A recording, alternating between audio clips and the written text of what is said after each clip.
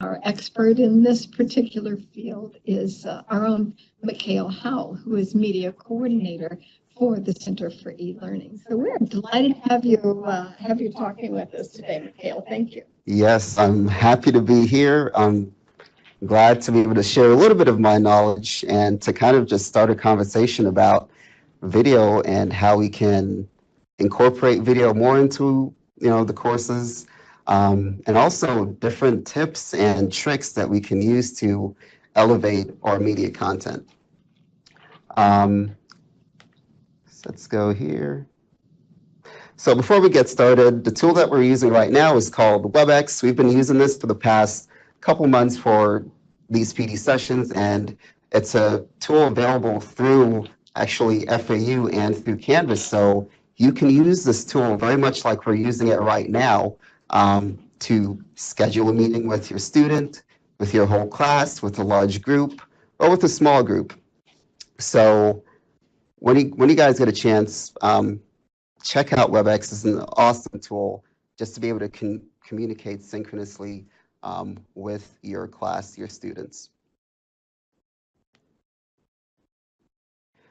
Along with this whole WebEx deal, we have a couple people behind the scenes. You might be able to see some of them kind of poking around in the background doing a couple different things. We have our moderator today, that's Jade, and we actually have a couple people sitting with Jade today to kind of get a feel for the whole moderating process. And you have myself as the presenter, who I'm going to be delivering, and Judy's also going to be talking as well. And we have you as our participants, who I hope will be participating with us today during this session. So today we're going to talk about engaging with video media. Video media is huge, just everywhere now, especially online and mobile. Video media is becoming ubiquitous. So we're going to talk about different things that you can do to kind of elevate your media in your courses. We're going to talk about, giving your first impression, preparing for your presentation, finding your presentation persona, different tools that you can use. And we're also going to talk about what we do here at the Center for eLearning to make awesome video productions.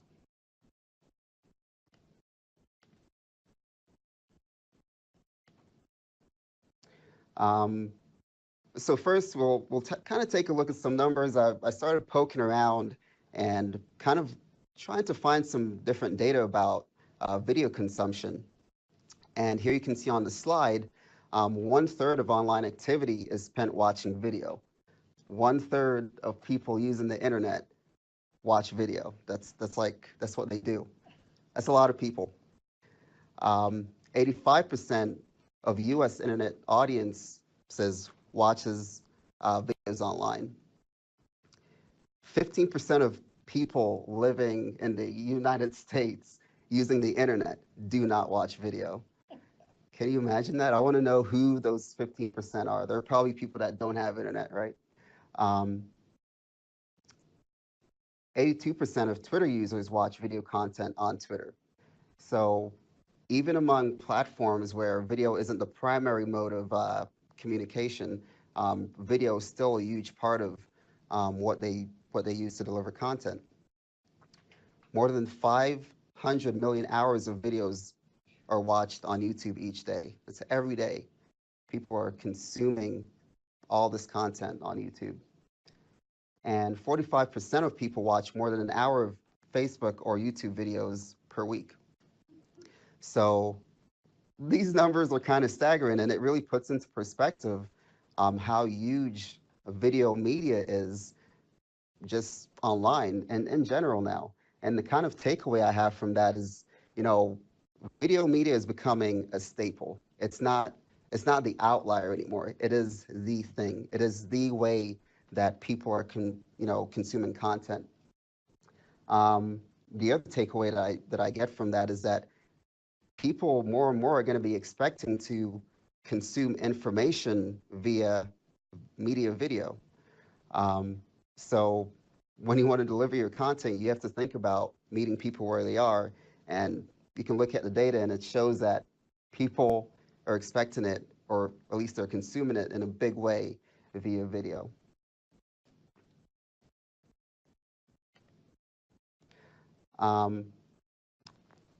But we can kind of look at it in a little bit more, personal sense. What does video media do for you in your courses? I think what it does is that it gives some context outside of your course content. It gives a little bit of who you are to your students. I have one story from, one instructor that I worked with. She was recording lectures with me, and she came in one day, and she told me this story. She said her daughter went to the post office, and she was dropping off a package, and the person working there, she said, "Hey, are you so and so's daughter?" And her daughter was taken aback. She said, "Well, yes, I am. I am so, I am so and so's daughter." And she says, "How do you know I am?"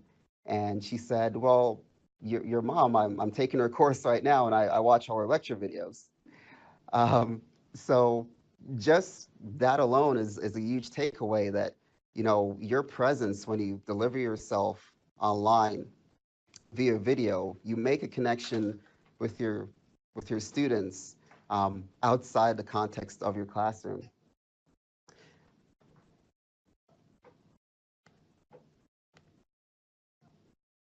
So I have a question for you guys, and you can post in the chat, or you can turn on the mic and start talking. Why do you guys think video media is engaging? Um, so here, and I'll wait for you guys. What do you think, Judy? Why do you think video media is engaging? Well, I tend to look at things from a visual literacy, a visual perspective.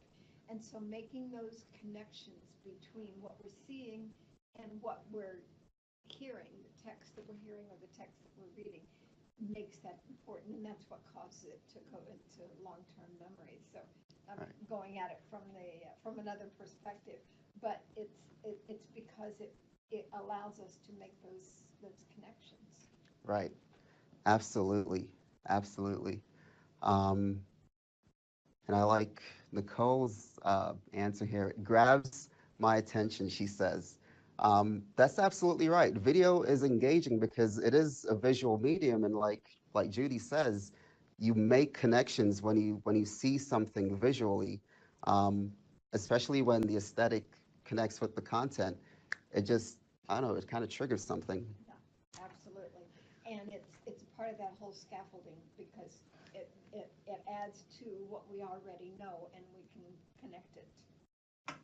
Yes, absolutely. And Lisa says here, from my perspective, watching video is a way to bring in new information which connects to learning. Learning is social. I like that. Learning is absolutely social. You learn through other people. And video is a way, especially synchronous video, is a way to do that.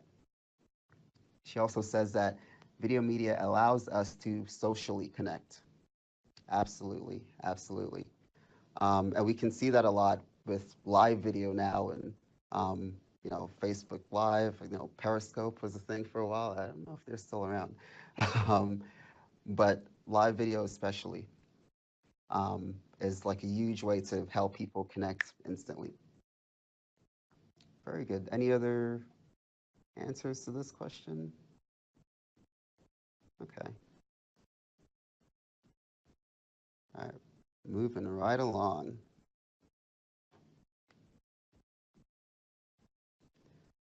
Okay. So some tips. Um, First impressions are important, especially when it comes to, uh, how you introduce yourself to your students in your class. And I kind of, have this kind of tongue-in-cheek little graphic here with, this guy. He's clearly making a greeting, and he has a paper bag over his head. In my mind, when you're doing an online class and your student, they don't really have a way to connect with you unless you present yourself. To me, you kind of can become this invisible person, where you're greeting them, but they have no idea who you are. So I thought this was a kind of a funny graphic to illustrate that. But I think this is what we kind of want to get away from as we introduce video media more and more into online. We want to have you have more of a connection with, your students, and when they greet you, or you greet them, they know who you are. And that's truly part of what makes a course alive for the students, is knowing that there really is someone on the other side of that computer and that they can put face and voice with that. Absolutely. Absolutely. It's so important to making that connection. So Quality Matters, which is they have some standards that, at the Center for eLearning, we pay very close attention to. They have some recommendations as it relates to creating your introduction for your courses, and particularly your personal introduction. They like if we, segregate your personal introduction away from other content. So as it relates to your course introduction, this, your kind of your first touching of the base with your students. It's really all about letting them know who you are. The course content's going to come, right? There's going to be between 6 and 15 modules worth of content where they're going to go over, all this course content. But at least for, this maybe 2 or 3 minute, sometimes even longer video, we really just want to know who you are. Let your students know who you are as a person, and they can get to the course content later. We also want, to create a sense of connection between the instructor and the learner. Maybe something that you do bring up in your personal introduction is something that the student is familiar with. If you have a hobby like a sport that you play, maybe you play tennis, or I don't know, you like kayaking, a student might like tennis, or maybe they go kayaking every weekend, and that makes the connection between you and the student. So they can relate to you a little bit better in terms of the things that you do on a day-to-day basis. It's important for them to know that you are both a professional and qualified to be teaching what you're teaching, and yet that you're also a very real person. Yes, absolutely. Students want to know that you know what you're talking about, right? They want to know your background. They want to know, like, hey, if you did something awesome in your field of research or study, they want to know that, because that's something that they can, you know, if I hear that from somebody that I'm going to be learning from, I respect them more. And, I expect that I can learn so much more from that person if I know that, they have this awesome background. So it's awesome, like, just to be able to share that with your students. A very real person who does real everyday things. Yeah. So yeah, some things to discuss, your professional background, like we talked about, your teaching philosophy, if there's a specific mode of pedagogy that you like to use as you're delivering your content, then tell them about it. Your hobbies, if you like to travel, where you've traveled, your family, these are all things that connect you to your students. Any other thoughts about, like? No, I think we've covered that pretty well. It's just making sure that they know that you are indeed both real, professional, and interested in their success. Yeah. So I have an example. Yes, I have an example script here, and this is actually from a script that an instructor wrote, and I kind of just, took some things out because, I didn't want her to be embarrassed if I put her name and her stuff in here, and I'll just read this out. Hello, my name is Professor Martha May, and I want to take a moment to personally welcome each and every one of you to this course. before we get started on the curriculum, I would like you to spend some time navigating around our course shell, look at the syllabus and assignments, note the due dates. I want to share something I learned early on in my learning journey. Make sure you have a comfortable space in which to work and a comfortable chair. Both of these are very important. One of the advantages of taking an online class is that you can make yourself comfortable. You can listen to your favorite study music. You can sip your cup of coffee. I would like to share with you some of my background. Prior to coming to Florida Atlantic University, I was a professor studying media in Atlanta, Georgia. I also have over 15 years of industry experience. I've completed my master's degree and PhD at Florida Atlantic University.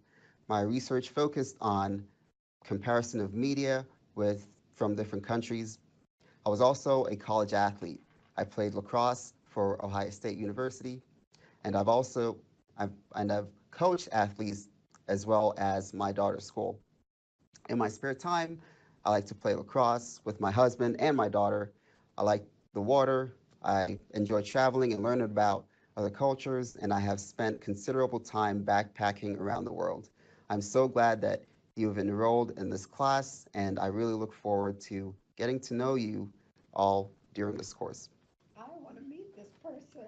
Yes, doesn't it sound like an amazing, like really dynamic individual? Absolutely, yeah. Someone Yeah. that would enjoy getting to know and taking a course from. Yes, and that's the kind of reaction that we want from you as you're delivering your personal introduction. We want to present you as a person that your students really want to get to know, because you're awesome people. You're teaching in higher ed. That means you're an expert in whatever your field is.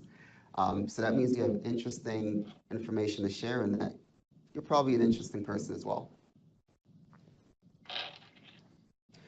So preparing your presentation. Now, delivering a good presentation, it takes some practice. You're not going to get it perfect the first time you do it. If you do get it perfect, awesome. You probably have some ahead of you. But not everybody gets it perfect the first time. But there's things that you can do here and there to make your life a little bit easier as you deliver your presentation. One of those things is, having a little bit of rehearsal. It doesn't have to be extensive, but just kind of reading through whatever material you prepare, just kind of going over it once or twice just to be comfortable with it, see if anything kind of trips you up or anything like that. It's really good to just kind of go over it once or twice, get into the flow of it before you deliver your presentation.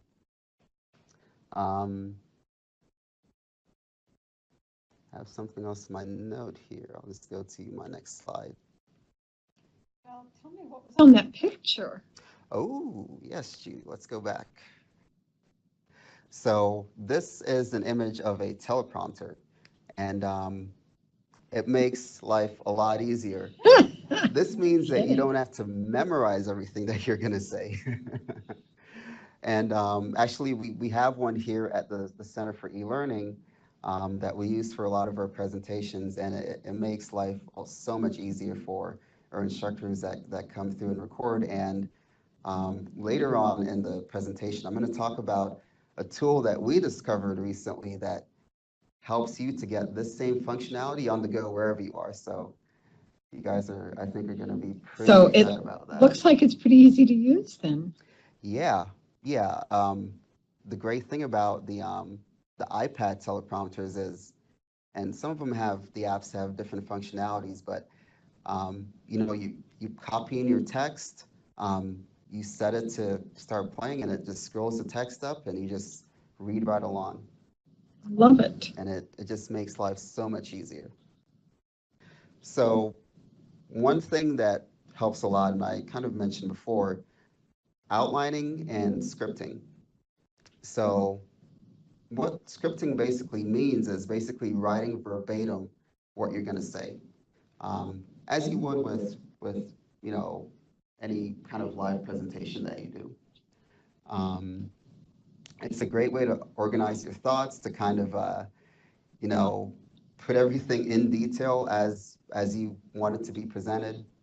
It gets rid of a lot of the guesswork that sometimes you face as, you know, you're delivering your presentation and, you know, your mind goes blank for whatever reason. You don't have to worry about that when you have a script in front of you because everything's already prepared ahead of time.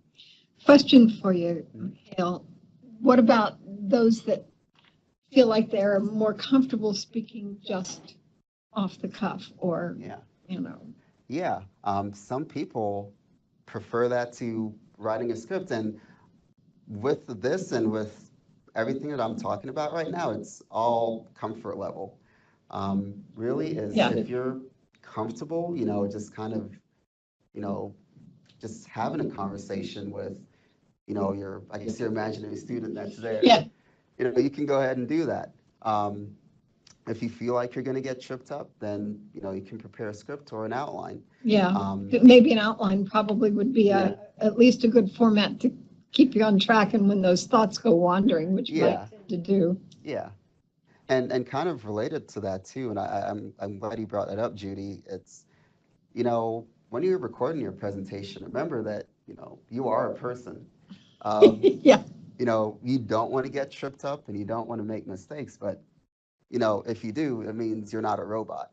It Yeah. means that, you know, you are somebody that does make mistakes, even tiny ones like that, and students relate to that as well. So you don't necessarily have to be like the, I guess, the 5 o'clock a.m. morning newscaster who gets everything perfect. The important thing is that you're, you know, delivering your expertise to your students.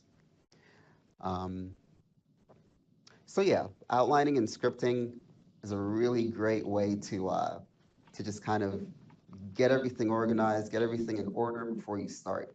And that way you don't have to worry about, you know, getting tripped up. It's also a good way to, you know, time yourself. Yeah.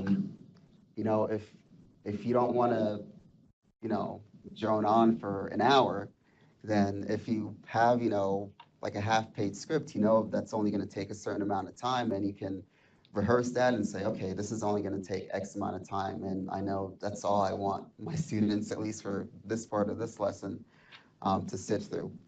And we definitely don't want them going on for an hour. We recommend Yeah. 15 minutes or less. Absolutely. Absolutely.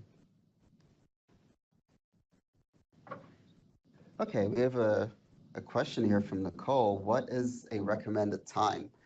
Um, Generally speaking, I never put kind of hard time limits on this. We try to make things short, um, but instead of um, getting rid of content or cutting content, we try to section content. Yeah. And kind of, you know, break things up into little chunks. Um, as far as a recommended time, I'd say at most, you know, 20 minutes. Yeah, at the most. Yeah. 15 or less is Yeah. better. And even if it takes three or four, this is specifically for content delivery, even if it takes 3 or 4 different videos for the module, it still is better to have it in smaller chunks, as you said. Yeah, absolutely. Less than 15.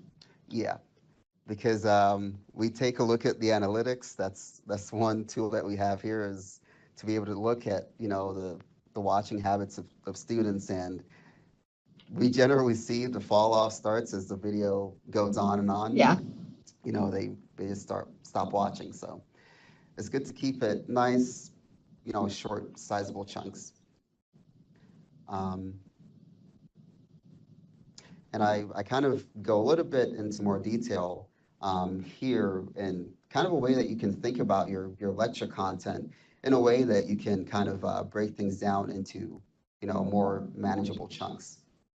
So the way I like to think about it, if you take a textbook, any textbook, um, you know, you don't necessarily have it organized by chapter 1, then chapter 2, then chapter 3. what they do is they break it down into subsections within each chapter, and they give each section a particular topic of focus.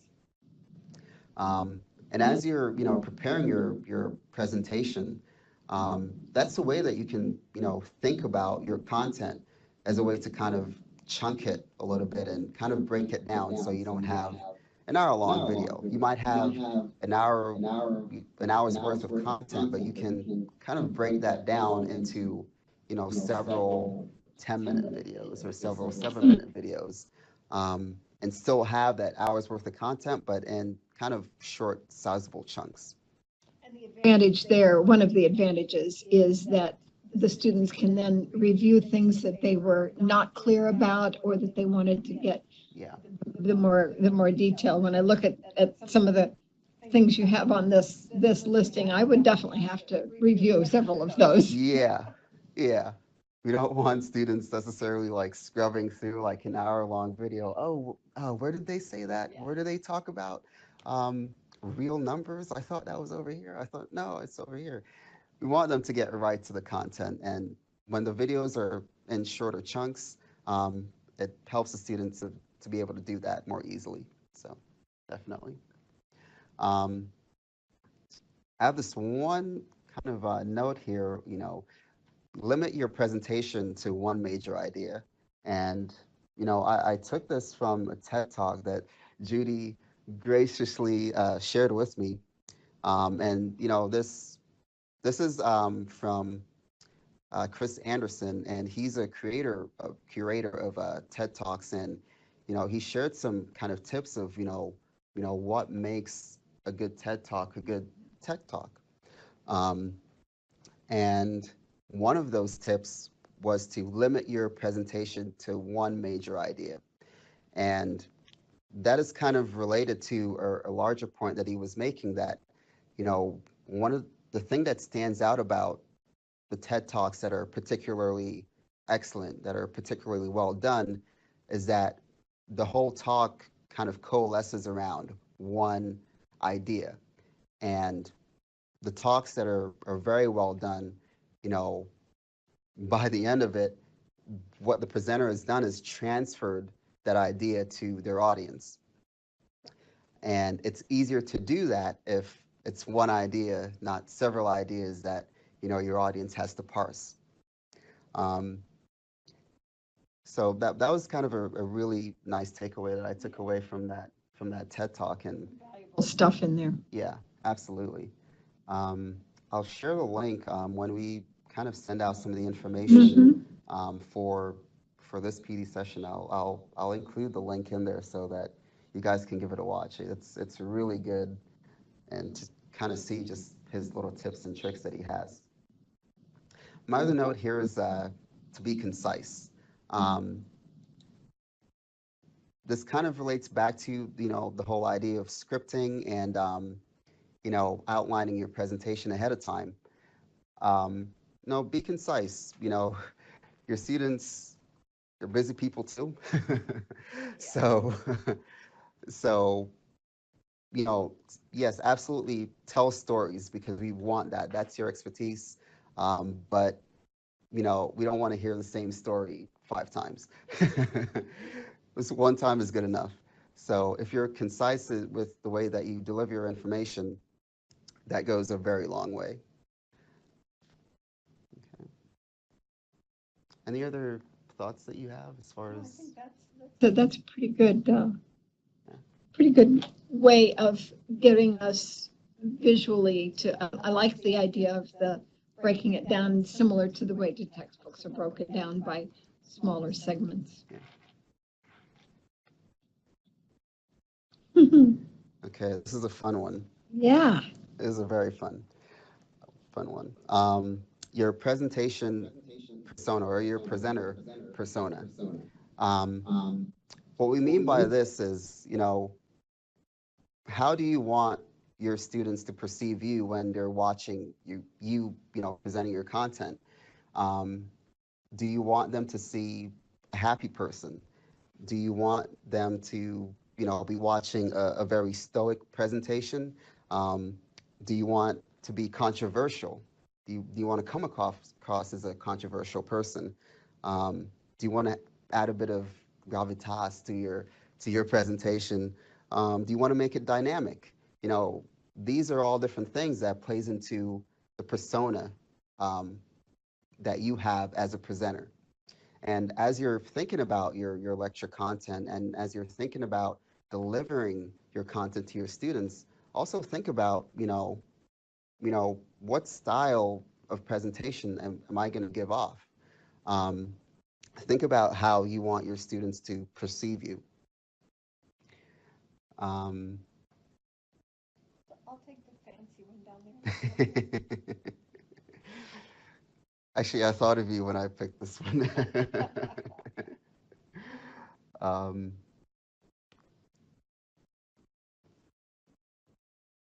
and Nicole has a good question here. How can we encourage students to watch our videos? That's a very good question. Um, one thing that I've seen some instructors, start to do is to put the assignment in your video. So let's say, Yeah. Oh, put the assignment or the information for a test in your video. So let's say your student has a quiz, next week, and they have to watch a video this week.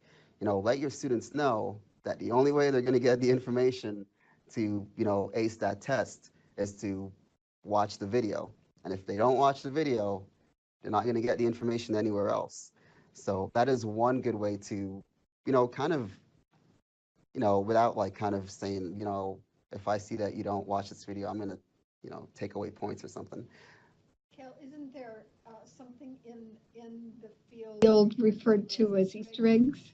Yes, yes. Would that be a similar type of thing? Yeah. So Easter eggs kind of, I guess, work the same way. You get bonus points if they pick up on something. If they find that little Easter egg in the video that you create. So define that for us, for those of us that aren't in the field. Say it again. Define. What do you mean by embedding an Easter egg in there? So it could be, and I hope I'm getting this right, some, nugget of information. Okay. Some, I don't know, I can't think of it like a concrete example, but, or something that maybe isn't necessarily directly related to what they need, but something interesting, Okay. something kind of hidden, something. So my example would be in one of them that I didn't embed. I just made a reference to something that happened. I teach in education, something that happened, but it wasn't an educational event, but it has impacted education ever since then. And I just made a reference to it in the video, and it's not in the textbook. Yes. So, yes. So that would be that type of thing, right? Yes. Okay. Something that doesn't necessarily have to do with the particular context of the video, but something that might be interesting, something that, an Easter egg. Yeah, okay. All right. A little extra gem. Yeah.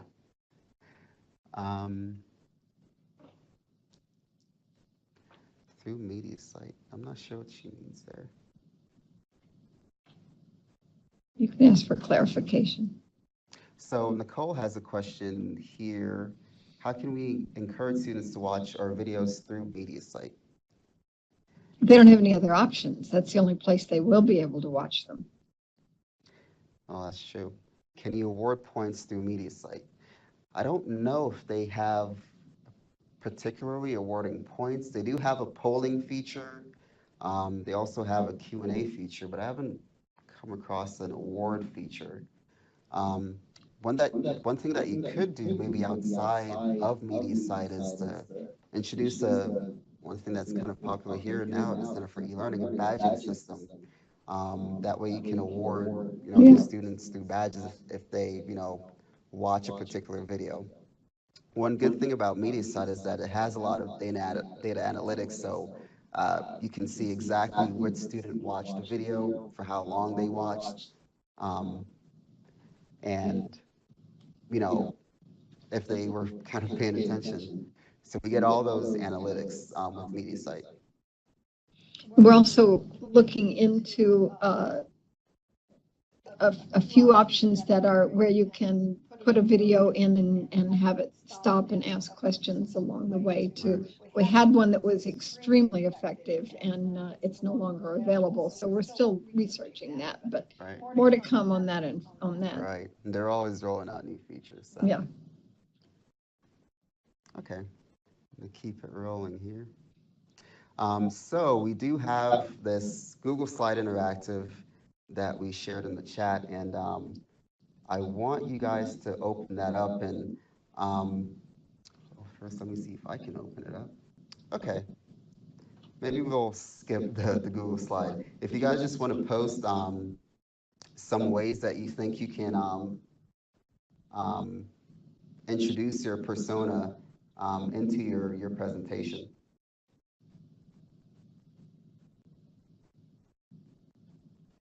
If you want to post that in the chat. And I will let everyone else know, as Mikhail and I had a conversation earlier, that there are some things included in his presentation that we will briefly mention and then go into more detail in another session. Yeah, I packed a lot in here, just kind of throwing all the information about video in here, so it's kind of a challenge to see if I can get through it. Now we'll do second edition and third edition. More to come. Right. So I'm gonna kind of skip through these very quickly. So there's some different tools that you can use. There is BigView, which I'm going to talk about a little bit more. MediaSite, which we kind of already talked about. WebEx, which is the tool that we're using right now for synchronous video. Screencast-O-Matic is a really quick and easy way that you can use to kind of capture your on-screen content and deliver your presentation. Camtasia does the same thing, and there's also another app called Active Presenter that does screencast recordings in a similar way to Camtasia, just as another option.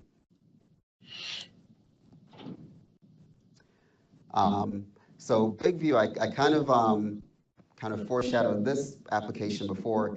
BigView allows you to use your phone as a teleprompter. So we kind of talked about a teleprompter before, how it kind of scrolls up the text so you can read as you deliver your presentation verbatim, exactly as you wrote it. So this lets you kind of use your phone as a teleprompter. So you do kind of a selfie thing, and you just read the text as you go along. And this is really great because it gives kind of the intimacy of a selfie, along with the kind of precision of a teleprompter. So it's a really awesome tool. MediaSite, we also talked about, which is basically FAU's very own YouTube. So that's a really great tool to want to organize your media. It's also a capturing application, and it has great analytic tools as well. And we also have here the Center for eLearning. We have a whole lot of tools, a whole lot of awesome equipment. If you come by our studio, we can get you set up, and we can create for you an awesome presentation, and you don't have to worry about any of the technical bits at all. You just focus on your presentation, and we focus on making you look good and making you look awesome and professional. And there's a couple stills from some of the course lecture videos that we've done over the past few months. And the thing that I want to emphasize here is that we really pay attention to the aesthetic quality, and we really pay attention to making you look good. So that's one thing that you don't have to worry about, at the very least, as you're giving your presentation. You just focus on your expertise and focus on your content. And I think that's it. Excellent. Thank you. Thank you so much. And I will let everyone know that next week we have another one of our incredible library presentations They always provide us with so much solid information and resources for us to use. And then the following week, I believe we have another presentation on new and updated information available to us about the open education resources and the direction that FAU is going for that. So we have a lot of good things coming up. Thank you for Awesome joining us stuff coming up. today. Thank you for And there joining will be us. more from Mikhail.